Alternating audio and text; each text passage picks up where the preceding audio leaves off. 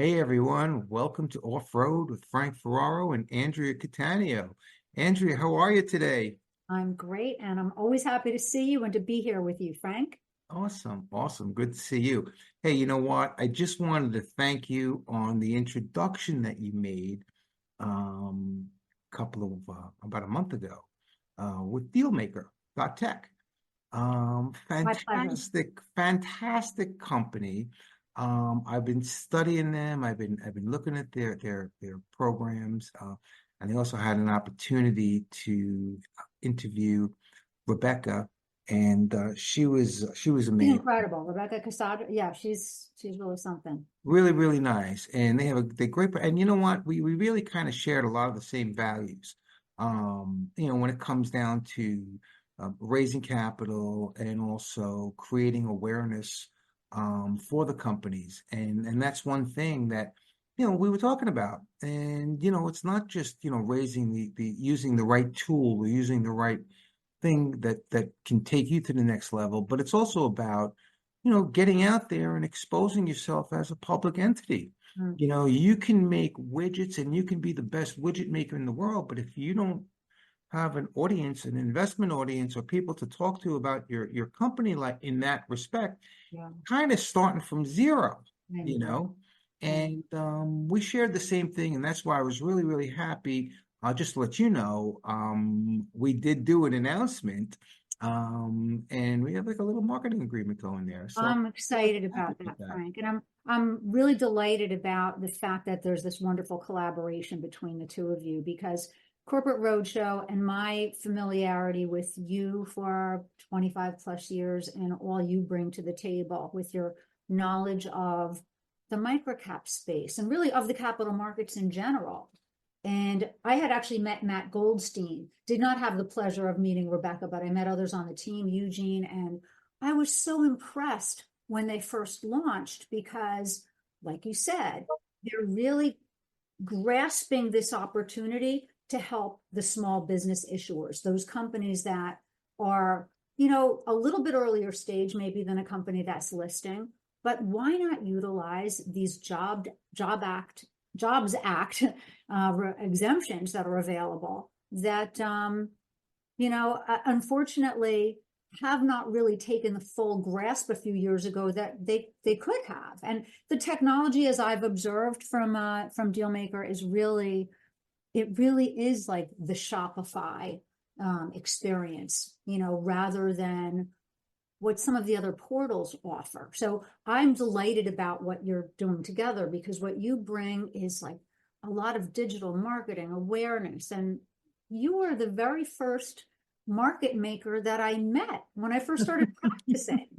I came to you, Frank, when I had a company that really wanted to make a market in its stock. And so many people don't remember those days when it was just a very different environment. But what's so funny about all of this, Frank, is even though it was very different, so many of the fundamentals are the same, right? Oh, And 100%. now we have the tools.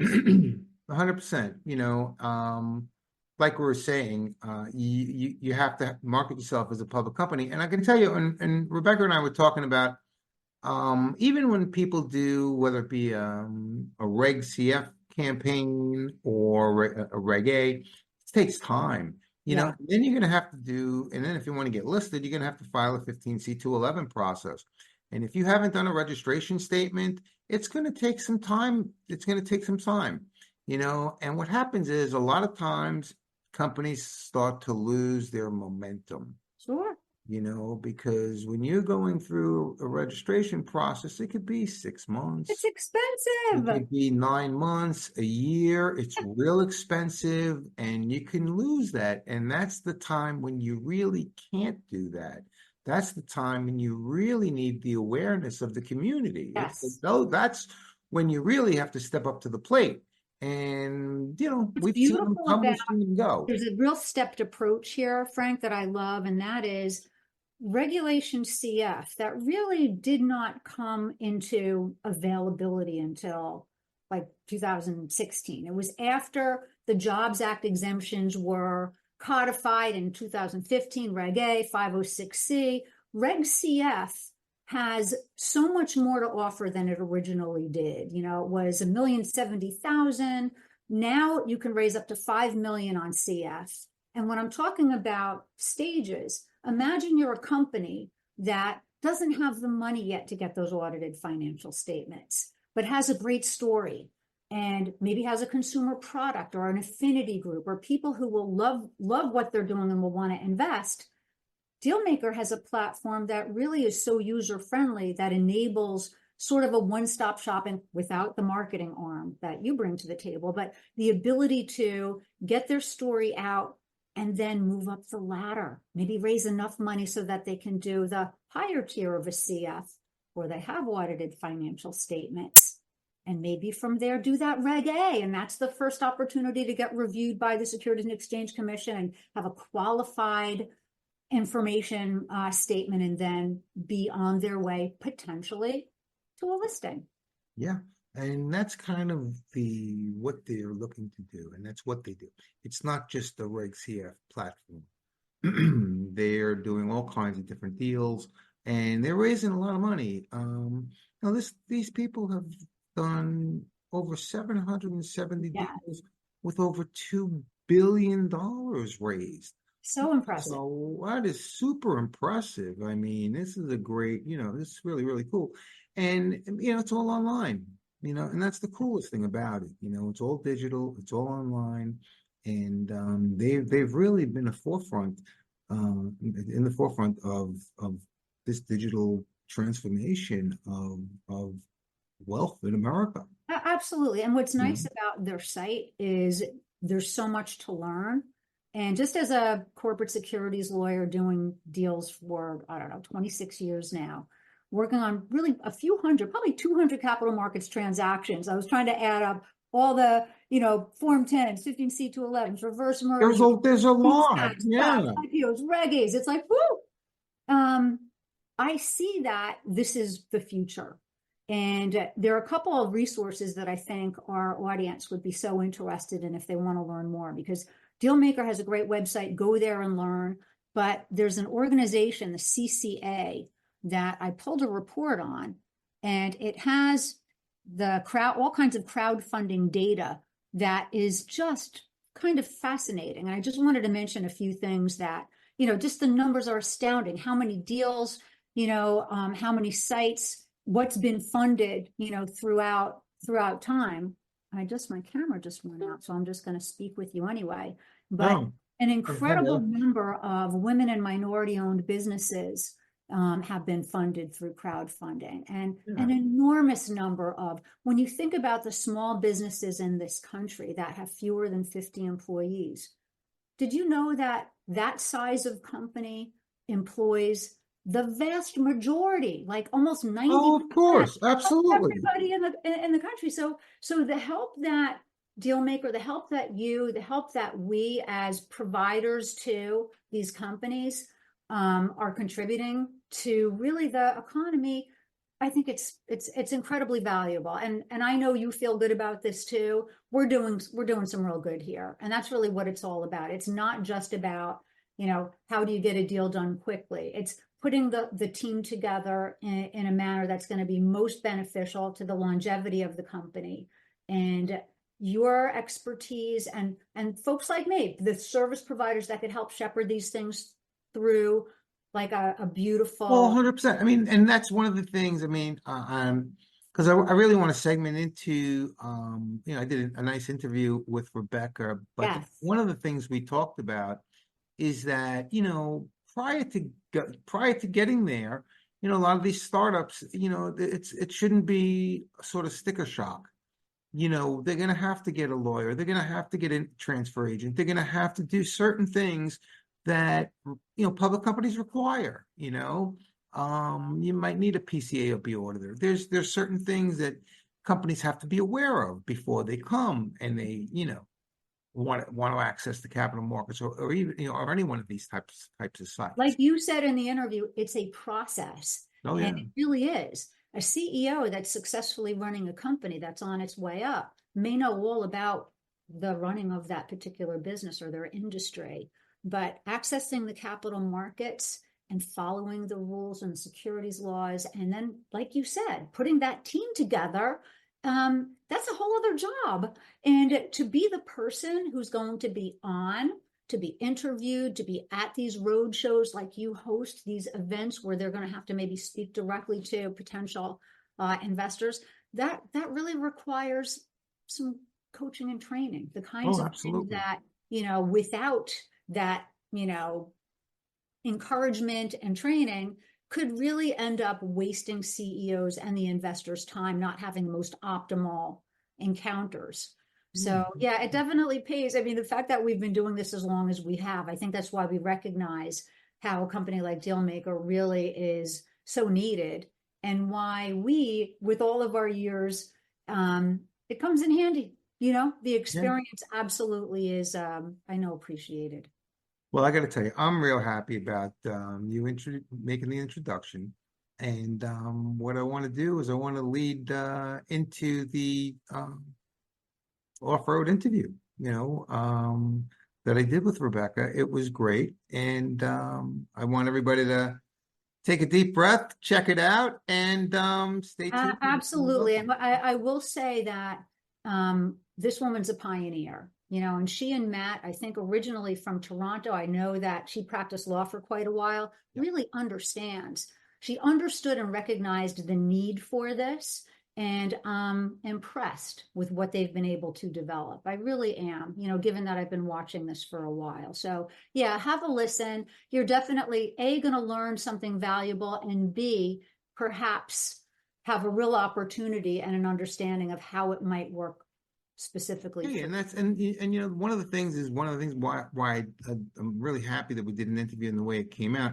It answers a lot of questions, for a lot of people. So if anybody is out there and they want to, perhaps talk about going into the capital markets, obviously they can reach out to you or I, and Yes.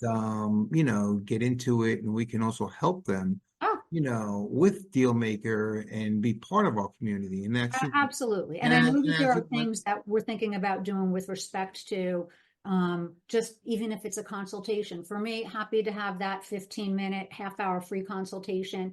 That's important. And I'm delighted to help in any way. I just want to make one more quick comment about the entrepreneurial spirit of DealMaker, which resonated so much, I know, with the two of us. Lots of portals and others that do this kind of work are all over the brand. And what DealMaker does is they help the companies become their own brand ambassadors. Yes. They make it Yes. really about them. Yep. And I loved that That's because, the value added portion of the yes, company that I really, really liked. right, Yeah. right. It's Very different. cool. And it made me really want to be involved, really to be part. When I had lunch with Matt a few months ago, and another colleague, I was um, really moved by what they were doing and how it was so different, which is why I wanted to figure out a way to get more involved. Because my MO is, and my real mission, vision, purpose in helping companies is to make sure that they make the best possible connections for their growth so that they can achieve the good things they want to in the world. And I agree. I'm a protector. So I see this as a way of really kind of protecting their interests and help building a team, which I know is so important. All right. Well, I'm glad we had this little chat about them, that's for Yeah. sure. And here we go. I want to play the interview, and want to thank everybody for coming on, and enjoy the interview, and I'll see you next time. Take care. All Thanks. right, bye-bye. Bye.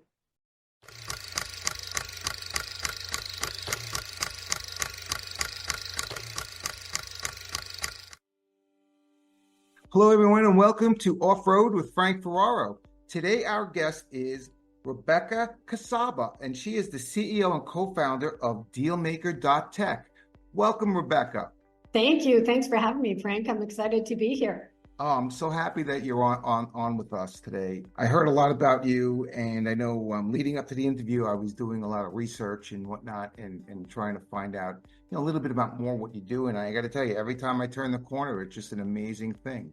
And like I said, I'm really, really happy to get you on here and really kind of get on with this little podcast because I know you have so much information for our viewers, and I'm really, really excited. First thing is, can you provide an overview of your online capital raising technology platform and its unique value proposition compared to maybe other models that are out there? Yeah, for sure. So, as you and I have been chatting about, you've been around this space for a long time, and we know crowdfunding's been around for a long time. The traditional approach has always been a portal model, right? So you list your deal in an online shopping mall, and they have visitors who are walking the hallways of that shopping mall who might look at your deal and like it and want to invest. DealMaker is completely different than that. We call it a Shopify model, where we're a silent but powerful force, meaning your brand is at the forefront and we stand behind you. So no investor will know that you're built on DealMaker. But what we're doing is empowering brands to build their brand first instead of ours. So they control how they look and feel when they go to market. We're just the powerful back office that helps them get that done. And what that means is that they can build a community around their business that they own. And that becomes really powerful because the people that invest in their business want to support it, want to build bring their friends, want to tweet about it. And that gives the business a lot more benefits from the community that they're making investors.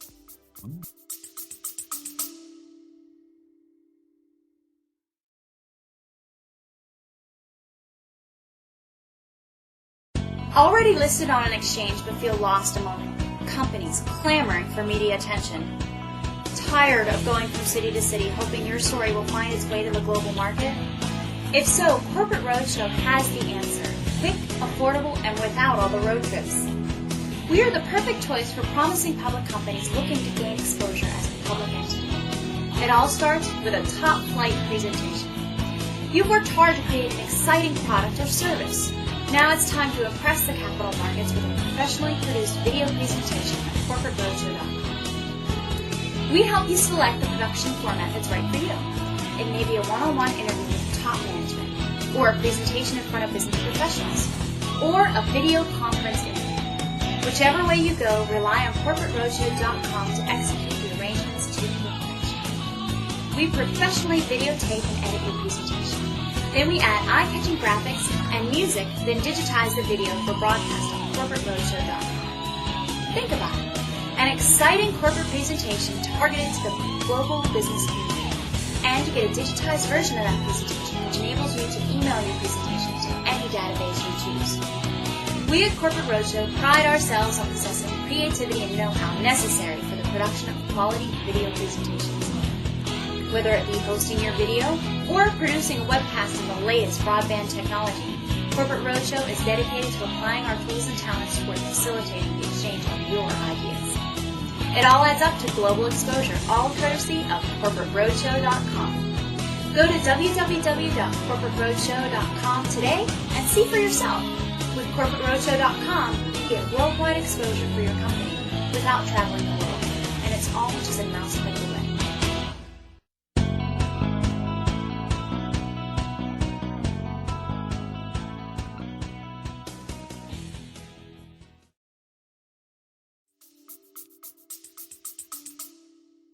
That's pretty unique. Now, I did not know that.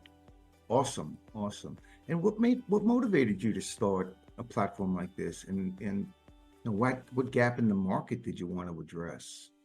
Yeah, so it was about almost 7 years ago now that I was working in the law firm. Don't hold that against me. Okay. But I was doing a lot of capital markets transactions, IPO, M&A, and fundraising. And I really saw a lot of entrepreneurs struggling with fundraising, struggling with the process.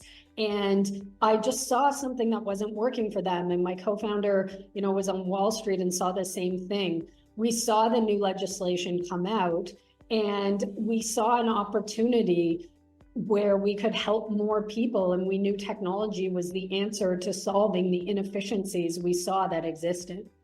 Back in the beginning, because a lot of this comes from the Jobs Act years ago, like here in the U.S. back in the beginning, it was a big regulatory hurdle to do things like this. I mean, an incredible regulatory hurdle. How do you ensure regulatory compliance and investor protection on your platform? Yeah, I think that's true. And, I talked today to a lot of the folks who did the lobbying to get the legislation initially passed. And I've spoken to the congressmen and senators who really support this. I think the regulatory compliance and investor protection has really been baked into the legislation for a long time. And that doesn't mean that us, as well as the portals and the folks in the space, don't go and be above and beyond and do everything that we can. But a lot of the legislation directs how to onboard companies, make sure that they are qualified to use these exemptions to raise from the crowd, and then how investors need to be qualified in order to make the investment. And so, the inherent in the investor protection is that there's a cap on the amount that any American can invest into the companies that are using these exemptions. So that really protects them from putting too much money into one deal, because the idea is that you're investing in private companies, which are inherently earlier stage than public companies. Now we see a lot of public companies allowing everyday Americans into their stocks as well, which is amazing. But the legislation directs how much money you can put into these opportunities. Right. Like different ones. I know there's like, Reg CF, and that's one that would probably go well on your platform. But then there's Reg A's, there's different private placements and whatnot. And again, some of them have requirements like accredited investors and, other things like that. So, I mean, and that's something that, it'll show up on a platform if you do something like that and what they're doing, right? Like if somebody comes and wants to do something. I've seen a couple of different platforms. One was, and they do these safe notes, and one is, and it was a whole different thing. And I go, that's a little different, you know what I mean? And that's not kind of what I know, and I'm like, Yeah. Okay, I'm not gonna tread over there just yet, Yeah. A lot of early stage companies using the safe notes these days. On DealMaker, you can use any security. It's very founder driven, right? We're giving you a back office. So most of our companies are working with their advisors and setting up their offerings the way they want. But I think that that's a really good call out, is you see lots of different structures out there, and investors have full disclosure under the legislation of all the different permeations that the offering is going to have. And then they have the opportunity to make their own decision. Yeah. I mean, but so 770 companies have raised money on your platform. Over $2 billion has been raised. That's an incredible track record. Incredible. What's can you share some of the success stories or a notable campaign that has been funded through your platform? Yeah, definitely. Like I said, with our strategy, we really allow companies to build a community around their business. And so the people that are raising the most are folks who have done this again and again. Right. And the community that backs them is really large. So the one that people always like to hear about is the Green Bay Packers NFL team, community backed. They have raised 6 times in their lifetime. And, we set up their online store, and within a couple of months, they raised $65 million to build a new stadium. Wow. Awesome. Wow. Awesome. That's fantastic. That's a really fun one. It's fun that everyday Americans get to be a part of an NFL team. We had 3 customers this year who were on Time Magazine's list of best inventions for 2023. So that we were really proud of. Rise, who are doing a new smart shade blind, Naki earbuds. So they're basically advancing technology so that you can have in your ear touch-free, voice-free screen control, next generation of how humans are going to interact with technology. And then I love global air cylinder wheels. So if you think about it, the wheel as an invention of mankind has been around for a very long time. No one ever redesigned it. They did, and they're accomplishing huge things now with big machinery, less pressure, all kinds of things that can happen when you take something as simple as the wheel and apply some engineering to it. So lots of very cool companies like that. We had 3 customers IPO last year on the NASDAQ, getting some great liquidity for folks who came into them when they were private companies. And Liquid Piston is one that I love as well. They drove over $30 million of investments last year. Very nice. Well, it's a process. They raise the money, then a lot of these companies want to get listed, and it's a whole nother process, and then they go on to different things. How do you assess the potential of startups or projects seeking funding on your platform? Yeah, I think that's a good question for the companies out there considering this, right? One of the first things you have to do is look at whether it makes a good digital story. Is it something that's easy to explain in a TikTok video that can resonate with people, that they can quickly understand the large scale impact that it can have on the world? And then you have to make sure the investment opportunity is very clear as well. Like you mentioned, safes are pretty complex to try and understand. So we always encourage people to do a straight common share. Yeah. Then, it's important to look at the aspects of the offering, and there's a lot of legislative guidance on that in terms of, is the idea fully formed? Can everything about the business be fully disclosed so that investors can make their own decisions? Now, can you walk us through the process for a startup seeking funding on the site, from maybe application to campaign launch? And then just kind of like walk us through a little bit about how somebody would go about it. I mean, they can just look at your website. I mean, it's great, but how would they go about it? I mean, they have to have financials ready. Do they have to have, what are some of the things that are the most important things that they need? Yeah, for sure. The first thing when they talk to our team is to assess whether it's the right story for digital. Right. Is this even an option for you? Is it going to resonate well? Or how much money do you think we can raise? Does it meet your needs? Then a big piece of the puzzle is having an audit. Even if it's early stage and it's kind of a stub audit, you do need to have something there so that investors are protected, as you talked about. Once you decide you're going to go ahead with legal counsel who's going to help make sure the company structure meets the requirements, all the disclosure forms get completed, and you're going to start to set up the aspects of the digital marketing campaign. So the branding, the landing page, emails, all those kinds of things that you're going to want to have ready. Yeah. And so that process can take anywhere from 30 to 90 days typically to get it up off the ground. And then companies are live these days anywhere from 6 months to over a year, and they can start to pull out funding as it comes in. Majority of the funding is going to ramp up towards the close.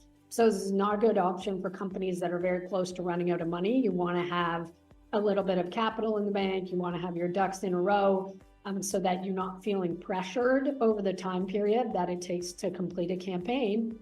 And then you're going to close and issue shares and do ongoing communications with your community. So help bring them into the company, ask them for what you need. Maybe they become beta users. Maybe they post about the company on social media and like your posts and give you amplification. So really working with your company to make sure that you're driving the best outcomes. Awesome. What kind of support and like resources do you provide for any startups throughout their online capital raising campaign? How do you help them? I mean, do you tell them to do press releases and news and that type of thing? Is that?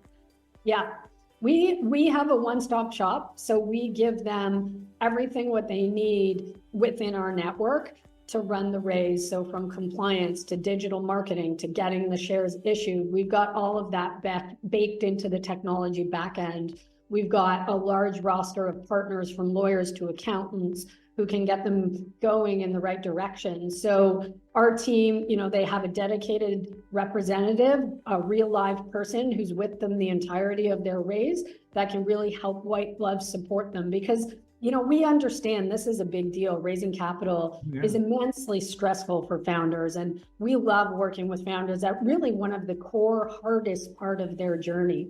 So we make sure that they have dedicated one-on-one support who can get them access to everything they need. Awesome. Well, Rebecca, I'm so happy, like I said, I'm so happy you came on today and gave us a brief insight on DealMaker.tech. And again, everybody, Rebecca Kacaba, she is the CEO and co-founder of DealMaker.tech. And for those of anybody that's looking to raise money or whatnot, obviously, we really recommend going to the site because, as you heard this interview, they've raised a lot of money.